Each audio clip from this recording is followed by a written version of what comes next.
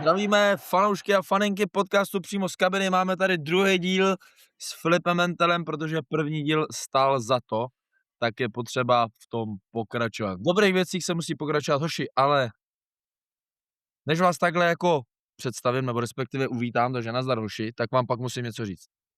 Čau, ahoj. Jsem s tím, honem nám to řekni. Kluci, jelikož jsou tady dva golmani, tak musím říct moji včerejší historku, na kterou už nikdy v životě nezapomenu. Takže, pánové, měl jsem jednu schůzku v jednom hotelu, hezkým, krásným hotelu. A takhle periferně vlevo vidím děvče. Krásný děvče. Jakože třeba 11 z 10. No ale to je dívka. A byl jsem... nejsi teďka asistent trenéra v domácnosti? Ano, jsem, ale to neznamená, že se po mně nikdo nemůže koukat, jo. Takže... Takže kluci. Já jsem periferně viděl, že tam je dívka 11 z 10, ale je tam s nějakým pánem, který má na sobě kšiltovku, jako má Filip, akorát jí měl na druhou stranu, takhle. Jako fakt, že mu skoro nebylo vidět do tváře. Ale byl takovýho menšího vzrůstu, říkám, ty vole, no hoši raketa, no čuměli jsme po sobě tak 10 vteřin s tou holkou, protože on seděl zády a ona ke mně, jako koukala směrem ke mně, ne.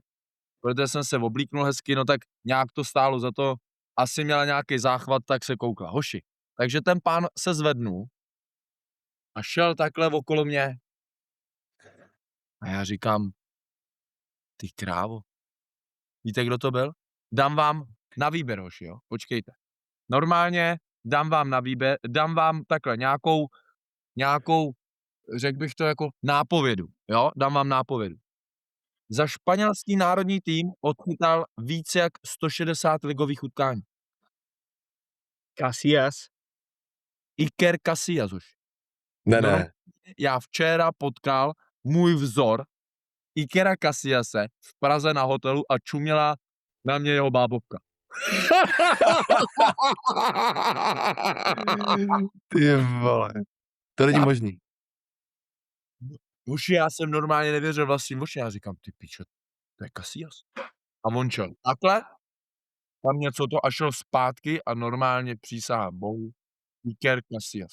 Tak to ne. Počuj, nebol to nejaký pančovaný Casillas? Kde si bol? Jo. První, co mě napadlo, že ho pozvu na padel, protože vím, že já ho sleduju, tak říkám, pičo, tomu musím říct, vole, puedes joga por favor conmigo padel, no ale pak jsem se styděl, pak, vole, jsem si řekl, tyhle, no musí se s ním aspoň vyfotit, no normálně bylo mi to blbý, normálně nemám nic, ale hoši, přísahám vám, včera jsem potkal v Praze na hotelu Ikera Casillase. OK, tak to se nás všechny trůfl. A to nemáš ani jako fotku? Ani fotku nemáš? Nic, jsem blbec. Tak aspoň fakt si toho normálně... Aspoň si sa mohol odfotiť s jeho bábovkou, ne? Tak aspoň niečo. Já čekal, že se zeptám ona mě. Ale podľa mňa na teba čumela tak, že to musí byť golman. Pozri sa, jak vyzerá, to je čistý golman toto. To je golman, to je bejvalý golman. No, takže normálně kucí, vole, jako... Ty krása. Na dovolenku, no asi. No asi Dával to na Instagram, že je vůbec v Praze, nebo? Ne, koukal jsem hned a Hezky. Takže chtěl jsem vás jako pobavit, že vlastně nikdy nevíte, co se vám v životě může stát. Přesně. A nedělejte lidi stejnou chybu, pokavať nesmí vám to být blbý, protože teď mě to tak strašně mrzí, že jsem prostě se s tím nevyfotil, protože byl to můj vzor a podle mě už ho asi nikdy nepotkám. Ne, přece přímo z kabiny pojede do Španělska a je tam ta speciální epizoda s legendami španělského fotbalu a... To je pravda. 2 roky. To je pravda. A já hraju v pondělí s Vaclošem padel, s Tomášem Vaclíkem, a je taková aplikace a já tam musím jako aktivovat ten zápas, ne? A já jsem mu včera psal právě, vole, že tady, že něco jsem mu nahrával a říkám, ty abych nešel s Ikerem. On jako, ty kým Ikerem? Já říkám, s Casillas. A dneska mi napsal, hele, odklikni ten zápas, nebo mu zavolám já a jde místo tebe. Takže kucí, no, chtěl jsem vás jenom takhle jako rozehřát, ve mně to je ze včera furt, říkal jsem to i mému malýmu, tak na mě takhle koukal a říkám, štve mě to, prostě jsem to měl udělat, měl jsem ho Ty poprosit, kráso. měl jsem se s ním vyfotit a je to chyba, no. No, no. No, A tak takže no, povídej. můžeme rovnou zamířit teda, k našemu hostovi? Ne, Ktorý zostaňme vlastne pri golmanem Cassiasovi a pri Padlu. Ne, Ne, v pohode. náhodou. Počuj, my sme, Vy to je Hele, to samý. ale Hele, mě už to Španělsko zahřálo, já bych šel teďka na to Skotsko, víš, na tu skotskou tématiku, co jsme minule A vůbec já nestihli. ještě než bych jako došel k tomu Skotsku, já mám ještě 2 témata, který jako o tom City chci jako malinko ještě promluvit. OK, tak jsem s nima. Jenom ale úplně rychlý, jo, nebo respektive doufám, že Filda to nebude mluvit rychle, ale že to já jako bych ještě furt chtěl se malinko dozvědět víc o těch trenérech, respektive třeba i o těch tréninkách, protože jako tím tvým životopisem prošlo v tom City spousta skvělých trenérů, tak jestli bys nám každýho jednoho z nich mohl malinko jako představit a vůbec, co byla ta jejich doména. Už jsme mluvili o panu Eriksonovi, že on dělal ty 30 vteřinový jako vstupy nebo před tím zápasem, ale je tam ještě něco, co fakt od těch trenérů jako je potřeba slyšet, protože já si říkám, že tyhle ty díly, který kdo poslouchá, tak to není aktualita teďka hned, ale může si to poslechnout kdokoliv a kdykoliv. Tak prostě si třeba můžeš malinko zaspomínat na ty trenéry. no ja som spomínal troch, Stuart Pearce, Sven-Göran Eriksson a Mark Hughes. A tým, že Pearsa som zažil vlastne len na pár tréningoch, tak ťažko povedať, že presne aká bola tá jeho filozofia trénerská a podobne. Ale toho Eriksona, keď sa k nemu ešte vrátim, tak naozaj on mal na všetko asistentov a on vždy počas toho tréningu si toho hráča zobral k sebe. Hej, napríklad Kompanyho, niečo mu povedal, hej, do uška a nechal ho vlastne pokračovať ďalej, aj keď sa robila nejaká taktika, tak väčšinou to robili jeho asistenti, aj tréningy robili asistenti, preto sa tomu hovorí, že to je gaffer alebo manažer, hej, on si manažoval tých hráčov a všetko okolo. Takže on bol taký veľmi pokojný tréner, veľmi pokojný, nikdy nezvýšil hlas ani nič podobné. Veľká charizma išla z neho. No čo týka toho Marka Hughesa, tak tam ten asi okolo mňa 2-krát prešiel a to už som bol členom Ačka a ja som bol vtedy zranený, vieš. Tak ja som bol zranený, takže ja som celý rok, čo tam on bol, ja som celý rok robil vlastne s fyzioterapeutmi a s kondičnými trénermi, čiže ja som ho príliš nezažil na ihrisku, ale on bol taký výbušnejší typ trénera. To zase vieme, že aj zvýšil hlas, hej, väčšie emócie dával najavo a tak ďalej. Čiže úplné protiklady, ten Erikson aj ten Hughes. A myslím si, že aj Pearce, hej, Stuart Pearce, ale ja hovorím, na toho Eriksona spomínam dobrom. Ja keď som sa prvýkrát zranil, to bol posledný zápas v kalendárnom roku, mal som ísť na Vianoce domov, som sa vtedy vypýtal, že chcem ísť domov, však som mal 17 rokov. A viem, že bol na tom zápase, ja som chytal za rezervu, za Bčko. A to bol taký blbý zápas, lebo to bolo, nás vtedy vlastnil ešte ten Tajčan, Thaksin Shinawatra, potom vlastne prišli tí arabskí investori a Sheikh Mansur. A viem, že ja som sa vtedy zranil. Nejdú Monoha mi padol na koleno, to bol priateľský zápas proti thajskému národnému tímu, úplne zbytočne. Na hrote bol Samaras, Darius Vassell, v obrane bol Nejdu Monoha, čo potom hrával za Queen's Park Rangers alebo za koho. Takže a viem, že on vtedy to bol taký typ človeka, keď som sa zranil, ma odniesli na nosidlách, tak on prišiel za mnou do šatne. Niekde som aj spomínal, že vtedy sa aj chytil toho môjho zraneného kolena. Škoda, že nemal liečivé ruky. Ale bol taký naozaj, že ľudský, veľmi ľudský bol. Na to, ako vidíme niektorých.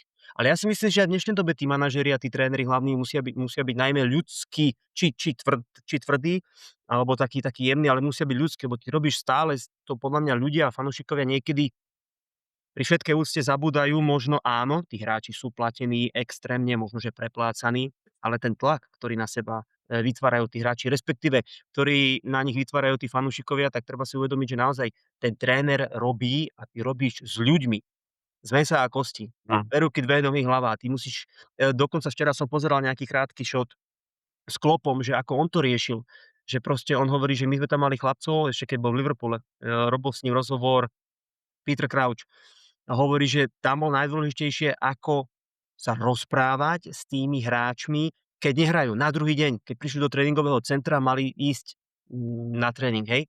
No a tomto myslím si, že Erikson bol skvelý, že on naozaj si ľudsky ťa vedel získať, tak ako celý ten stav, jak som hovoril, cez upratovačky, cez trávnikárov všetkých, hej. Takže to bolo neskutočné, že on bol v tomto veľmi ľudský a to mne sedelo.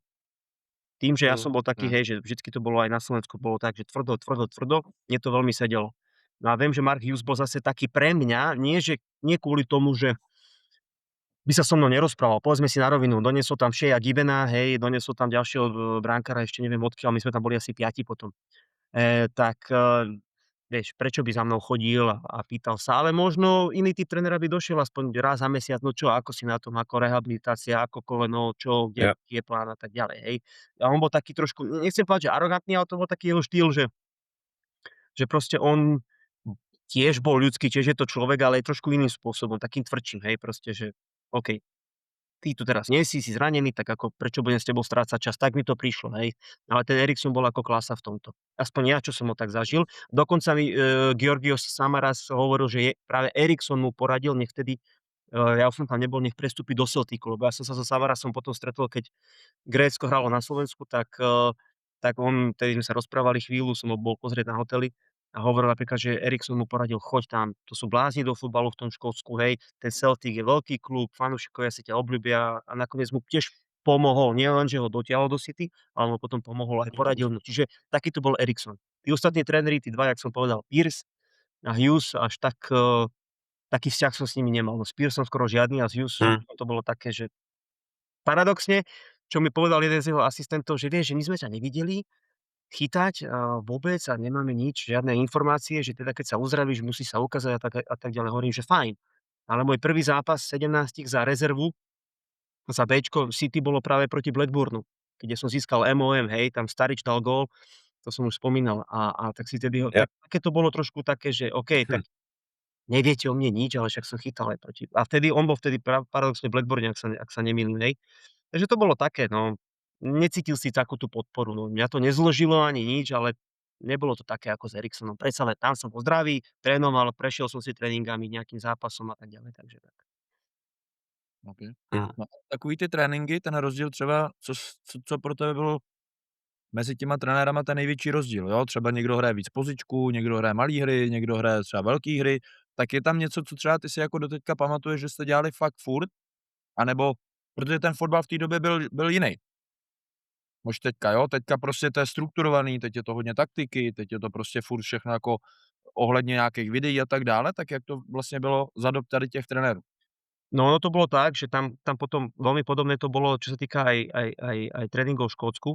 My sme hrali veľmi veľa hier na malom zmenšenom priestore, čo ja ako brankár som miloval. Malý priestor, 4 proti 4, 5 proti 5. Tí, čo nehrali, boli okolo, aby neušla lopta, mali jeden dotyk, len to vracali späť. A toto mne napríklad... Takže ste hráli tú pozičku s těma narážečema v úvozovkách. Áno, ale oni boli tam skôr na to, že áno, pomocná prihrávka, ale skôr na to, aby lopta neopustila tú malú hraciu plochu, aby stále bola v hre. Okay. Tam si mal extrémne veľa zákrokov, rôznych situácií a to bolo super. Toto mňa veľmi bavilo a takisto na tomto 90% tréningov v Škótsku, v tom Dundee United bolo napríklad takýchto. My sme tam proste robili stále, tam bol aj Dušan Perník so mnou, však ja som mu kvázi potom kryl chrbát, aj keď tam bol ešte hrajúci alebo chytajúci tréner brankárov Stevie Banks, to je nezmar, počúvaj, to bol nezmar, ale tam sme sa vždy smiali s Dušanom, že small games, stále len small games. To bolo stále. Tam nejaké centrované lopty z krajov zakončenia alebo nejaké taktické veci, veľmi málo. Teraz samozrejme už to je veľmi o taktike, o videách a tak ďalej, ale tam v tých malých hrách si mal všetko. Nasadenie, tempo, súboje, práca s loptou na malom priestore, veľa zakončení pre brankárov, 1 proti 1, akože tých vecí tam bolo veľa. A keď sa to ihrisko potom trošku roztiahlo, tak už si mal aj centrované lopty a podobne a to bolo akože super. Čo sa týka tých tréningov s mužstvom. Čo sa týka brankárskych tréningov, myslím si, že z môjho pohľadu boli slabé. Tá anglická brankárska škola, to bolo len voleje, half voleje do ruky a proste stále také jednotvárne to bolo. A veľa vecí sa tam robilo, keď som bol aj v City, veľa vecí sa robilo vlastne tá kondičná stránka, rozvoj síly, rýchlosti, odrazu, tak to sa vlastne robilo viac menej s kondičným trénerom. A čo mne trošku chýbalo v tých tréningoch, lebo na Slovensku napríklad, keď som s otcom trénoval, my sme to obsiahli celé. Nielen tá technicko-taktická stránka brankára, alebo tá technická, ale najmä aj tá kondičná, lebo brankár ja som sa raz bavil Davidom Brunom, ak si pamätám z repre, tak on hovoril, že brankárska pozícia, brankár ako taký, že to je úplne iné zviera. To je úplne iný pohyb. Ty vlastne 90% času, keď si pri tej defenzívnej činnosti kvázi, však my máme 90%, dobre, v dnešnom svete je to niekto povie, že 50/50, že 50% máš ofenzívnu činnosť, rozohrávka, hej, a tak ďalej, a 50% je tá defenzívna, tak ale to je, keď si uvedomíš, že aj ty, Rody, ty si stále v úplne inom postavení, v nízkom drepe, hej, nohy od seba, je to úplne iné. Je to ten lokomočný pohyb, ten beh je úplne iný. Takže toto, čo sa týka tých brankárskych tréningov v Anglicku, pre mňa akože jasné, bolo to skvelé, ale tam ťa najviac posúvala kvalita tých hráčov. Tá strela, tá rýchlosť prevedenia a všetko toto ťa posúvalo, hej. Čiže tie brankárske tréningy, to bol pre mňa taký doplnok, vieš, v Anglicku a Já v Škótsku jak to bolo lepšie. ještě poslední věc, než fakt jako teďka začneme řešit přestup do toho Dundee, tak hoši, já nevím, jestli sledujete na Instagramu někde Iñaki Caña, vlastně španělský trenér Arsenalu. Hoši, tak ten normálně zrajou, jak oni trénujou. To mít já ten trénink, tak mě odnášej na nosítkách nohama dopředu. To je normálně, jestli fakt jste to neviděl, možná Filip asi jo, ale Ráďo, jestli jsi to neviděl nebo lidi, klidně to můžeme někde zkusit přesdílet na našich stránkách. Borci, já jsem viděl nějaký sestřih, respektive prostě jejich práce na soustředění v Dubaji nebo v Kataru. Frér do nich normálně hulil ze 3-4 metrů takový bomby. To jsem v životě neviděl. A ty fréři, ten Raja je, pro mě dneska Raja je nejlepší hráč sezóny, jako celkově. Normálně by měl dostat ten Ballon d'Or, vole, by měl dostat on. Fakt je topový golman, jo, takže jestli můžu fakt doporučit, koukněte na ně. Ale toto sú, Už sa na to koukám. Rody, toto sú veci, ktoré ja som to stále tvrdil a budem to tvrdiť a stále to tak je, že môj otec, nech bol akýkoľvek na mňa tvrdý, on vo týchto brankárskych tréningoch, veciach, tej brankárskej filozofii predbehol dobu. My sme tomu hovorili také prepalovačky z takých uhlov. My sme to robievali, keď som mal 16 rokov. Ja ti hovorím, my sme mali také tréningy, my sme mali on vymyslel takú gumu, si natiahol proste, hej. My sme preskočili, podliezli, išli hore, potom sme podliezli, preskočili, išli dole, hej. On presne vedel, koľko opakovaní, kedy, čo, aké zaťaženia mali. Máme doteraz silové rozcvičky, to aj ešte ja aplikujem v tréningoch, keď trénujem chlapcov. Silové rozcvičky, kliky, izometrické veci, dobre, švihadlo sem tam, jasné, ale toto tu presne, my sme to robievali, čo to bol rok 2007. Tieto tréningy, ja keď vidím, a my sme nikdy sme nerobili moc komplikované veci typu prebehneš 4 kužele, chytíš volej, tu sa hodíš doľava, potom zase robíš, ja neviem, kotrmele, zase chytíš doprava, zacúvaš dozadu, urobíš toto. Nie. My sme vždy sa venovali, OK, ideme robiť centre, tak robíme centre. Napríklad sme robívali centre, nie že len dlhé, my sme robili tie spätné centre, hej, z bránkovej čiary z päťky, vlastne z bránkového územia. Potom, čo som nikde inde v živote nerobil, my sme potom tak robili, že sme si kopali zo strán pokutového územia, také tie strieľané, nepríjemné centre do kapsy. To sme trénovali. Potom sme išli dlhšie centre, potom sme išli centre aj proste z polovice ihriska. Čo sa týka aj týchto vecí, presne mi to pripomína a my sme toto robili, ja hovorím, pred 20 rokmi. A ja viem, že ja keď som trénoval s otcom mesiac a pol, hej, keď som vždycky skončil teda na letnú prestávku, keď som išiel na Slovensko, ja som sa dostal fyzicky opäť vyššie, ja som sa cítil neskutočne sebavedomo, či som rozprával o tých testoch, čo tej 21-ke, ako toto je zásluha môjho otca. To, že on bol na slovenskom alebo československom brankárskom trhu a stále je OK, tak to bolo, tak to je. Ale ti hovorím, on stále predbehol dobu v týchto veciach. Ako to je neskutočné. Z toho tréningu som vždy išiel tak v dobrom zničený, že som vedel, že som niečo pre seba spravil. Áno, keď trebalo ubrať, tak sme ubrali. Ale toto je alebo my sme, ja neviem, pred 20 rokmi on zaviedol to, že dobre, po tréningu poďme 20-30 minút noha. A išli sme, všetci už boli dole, my sme išli ešte nohu, keď som trénoval s ním, či v Senici, alebo individuálne. A nechcem ho ospevovať, ale tak to proste je. Ja všetko, čo vidím, aj Neuer mal taký podobný tréning, hej. Alebo ja neviem, medicínbali. To bylo s Reálem vidět. To bol borec, čo? 40 rokov. Kdo by to řekl, ty? To je neskutečný, hoši. To je jako upřímně, prostě ten frér je normálně neuvěřitelný. Je. Nejvíc zákroků, tyjo, za posledních 5 let, co chytal. fakt, tak v tomhle zápase měl teďka za posledních 5 let nejvíc zákroků, prostě proti Realu Madrid, jo.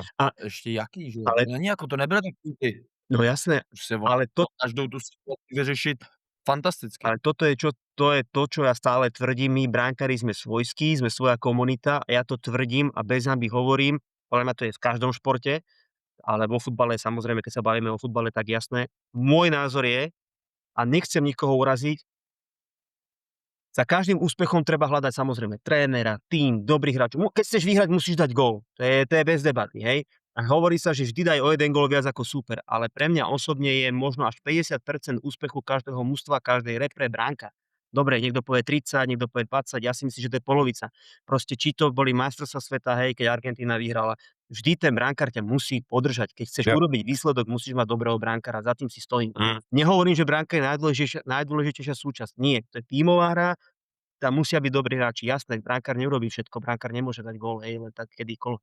Ale ja si myslím, že keď máš kvalitného a dobrého gólmana, výborného, máš šancu na úspech. A to vidíš na Arsenal, Raja, však aké veci pochytal. Neuer teraz, No Real jasne. Madrid. Yep. Takže preto je ten post špecifický brankársky a stále ho budem ospevovať. Je to krásny post, ale veľmi ťažký. A veľakrát sa hovorí, urobíš 9 zákrokov, jednu loptu pokazíš, asi najväčší nímak, hej. Ale dobre, však to sme si vybrali, je to tak, ale podľa mňa ten brankár, keď chceš urobiť úspech, musíš mať kvalitného golmana, bez debaty. Ráďo, tak jdeme na přestup, pojďme se bavit o přestupu, o možnostech. Jsem s tím, no, tak v tomhle případě tam jsem slyšel v tom tvém příběhu, že tam bylo doporučení u jednoho z tvých hráčů, nebo u tvých spoluhráčů, aby šel do Skotska. Tak proč zrovna u tebe došlo na to Dundee United? Jako, kdy byla to nabídka z klubu, Man City tam mělo nějaký jako dobrý konexe na Skotsko, nebo? Ono to bolo... A nebo jestli tam bylo něco jiného, protože ty si říkal něco o té legii, že se tam ty vole fotil v tom drezu, ne? No počúvaj, tam boli ešte 3 veci. A to sú historky, ale som stretol skvelých ľudí. Ono to bolo tak, že City mi ponúkalo predĺženie kontraktu a rovnakého, tým, že som bol zranený, že ešte o rok. Hovorím, že nie, ďakujem, že idem ďalej. Tak som prišiel na Slovensko, dal som sa ešte dokopy fyzicky pod vedením môjho otca. To mi veľmi pomohlo Senici a vždy som aj ďakoval jemu, teda nielen jemu, ale aj Senici, že som sa mohol dať tam dokopy, to bolo super. No a hovorím si, že vyskúšam, ne? Že mám v tom kurikulum City a cítil som sa dobre, že vyskúšam. Tak prišla prišla ponuka na skúšku do Girondin Bordeaux. Hovorím, Dobře. Hovorím, dobre, idem tam. Že budem trénovať záčkom. Došiel som tam na hotel, taký hotelík. Mne tá krajina nesadla. Nehovorím, že zlá, mne to nesadlo. Ja som došiel na ten hotelík. Ja som nevedel, tebe niekto povie 2 vety a ty nevieš, kde začína veta, kde končí, aké slovo. Jo. Ja som nevedel proste, tá francúzština mi nesedí. Ja som nevedel. Tak došiel som tam na hotelík, že zajtra niečo sme sa tam rukami dohodli, lebo oni moc tú angličtinu nemusia, vieš, oni sú proste hrdí Francúzi. Došiel som na ten hotel, hovorím, tak si ešte zacvičím, ne, že dobre, tak som si robil drepy, kliky, hej, vyspal som sa ráno.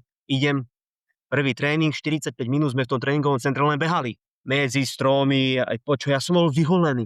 Ja som išiel na brankársky po 45 minútoch behu, čo ja som dnes beh milujem, ja dnes chodím behať 10-20 km v pohode. Dnes, vyčistím hlavu tam, ja som mal také nohy stvrdnuté, dáš vám zimobriavky, počúvaj, dali ma na ten brankársky tréning s 19-kou, ja som mal byť váčku. A ešte mi hovorili, tam bol, neviem, či nebol tam aj váš reprezentant Plašil, ne? On tam bol tiež. Jo, to by Hovorím to si, videl. super, ja si s ním pokecám. Kámo, 2 týždne som tam bol, som ho videl raz, keď bežal oproti mne medzi stromami a to. hovorím, že ja som ani dýchať nevedel. Ja som, iba s 19-kou som bol. Hovorím, super. Počuj, a mňa vyzdvihol na letisku Battiston, bývalý francúzsky reprezentant, čo sa zrazil s tým Haraldom Schumacherom a Schumacher, brankár nemecký, mu vybil všetky zuby. OK. On bol tréner 19-ky a on ma vyzdvihol na letisku a ja som nevedel, že kto to je. A že niečo sme sa bavili, že ja som futbaler, on vedel po anglicky veľmi dobre, že ja som mal spoluhráča a on na mňa hovoril po anglicky a po francúzsky, tak sme sa učili. A ja, že a vy ste tréner, hrávali futbal? A on francúzsky reprezentant. Hej, že hrával, tak potom som už vedel. Jo, to bol prvý prúser, to už som si podpísal ortiel, že dobre, asi som skončil. Takže on ma trénoval, ale ja som bol stále s 19-kou. No brákarské tréningy, presne to, čo ja neznášam. 1500 kúželov, 18 000 vecí, čo máš spraviť a teraz ty nevieš, ja som bol vyhulený. Kámo, ja som ťahal nohy po 2 dňoch, ale nechali si tam ma 2 týždne si ma tam nechali a potom povedali, že dobre, dík. Hej. Dobrá práce. Takže to bola taká prvá historka, akože mne to proste nesedelo na tom hoteli, som mal 3 programy, francúzsky a neviem, nejaký Al Jazeera, takže to bolo hrozné, akože pre mňa je to krajina pekná, hej, ale aj ľudia boli milí, ale to mi nesadlo. Čiže to bola taká prvá A vec. dobře, tady to mě jako kdo to vlastně jako Ja zprostředkoval, ani neviem, že si nevíš. neviem. Protože tohleto kolikrát s těma klukama tady jakoby řešíme, že vlastně jako pak narážíme na to samý, že jo, že vlastně ty jedeš někam, kde ti je něco řečeno, ale pak na tom místě je to úplně jiný, A to nebolo tak jediné. někdy Ja som potom Ne- išiel do Grécka, do Panathinaikosu Ateny a to bol úplný prúser. No to je jasný, ale víš, že jakoby prostě někdo tě tam musí poslat a ten musí přece nést tu zodpovědnost za to, co se tam odehrává. Pozri, už zase je iná doba dnes, už dnes tí hráči si tak viac vedia vydupať to svoje aj cez tých agentov, vtedy to bol, ja neviem, rok 2009, 10, asi 10, 11, tak nejak 20 rokov som asi mal. Takže to bolo tak, akože tréningové centrum krásne, tam bol nejaký historický v Francúzsku kaštiel, tak som behal okolo neho jak holub, hej. Takže to bolo ako pekné, všetko fajn. Bolo to OK, ale bolo to také oproti tomu Anglicku iné, hej. Takže to Jasný. bolo mimo mesta, ja som tam bol Takže zavretý. do Aten, jo. No a teraz došiel Panathinaikos z Ateny cez nejakých gréckych agentov. Zase, budeš trénovať s Ačkom. Hovorím, ale však už je po sezóne. Nie, budeš trénovať s Ačkom. Dobre. A vieš, oni aj v Bordeaux, aj Panathinaikos majú tie tréningové centrá mimo mesta. Čiže tam nemáš nič. Tam máš jedno okno a tréningové centrum.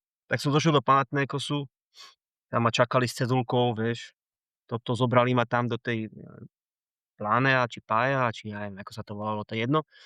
Išiel som tam, samozrejme, s kým som trénoval? S 19-kou. Ačko, nič, oni tam ani neboli, mali zaparkované len Lamborghini, Ferrari a to som chodil okolo, hovorím, tu nie je nikto.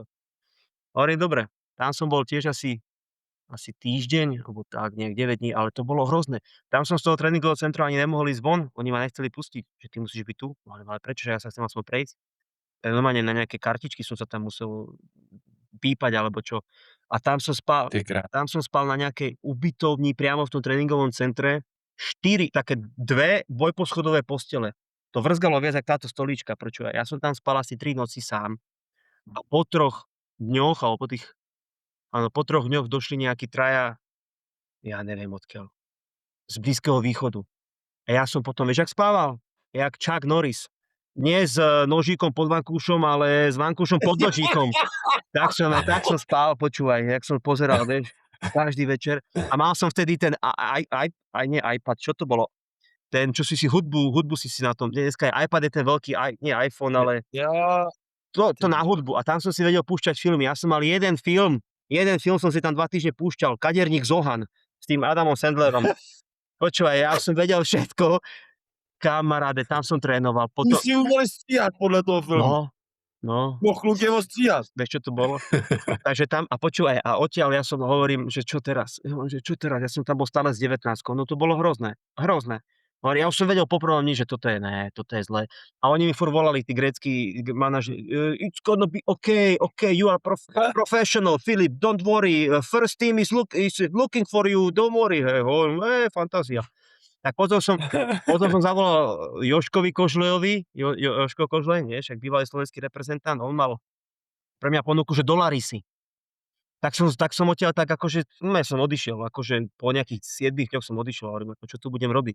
Samozrejme, grécki manažeri si ma potom striedali jak to indické call centrum, mi nadávali, ty nie si profesionál, ty si odišiel do Larisy.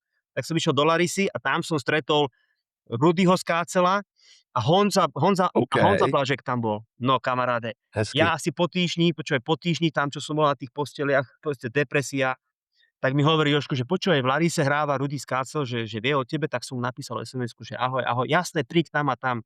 Počúvaj, ja som tam prišiel, pozdravujem Rudyho, skvelý chlap, skvelý človek, neskutočný. Bol tam aj so svojou priateľkou, teraz už sa mi zdá, že majú aj 2 detičky a holčičky. A vtedy, počúvaj, ja som tam došiel, konečne som počul nejakú takú tú ľubozvučnú češtinu, Jo. pozvali ma na večeru, dali sme si takú tú grécku hašlerkovicu, to bola nejaká domáca, ale taká modrá. Počúvaj, ja som sa tak uvoľnil, že som o sebe nevedel na druhý deň. Počúvaj, to bola paráda.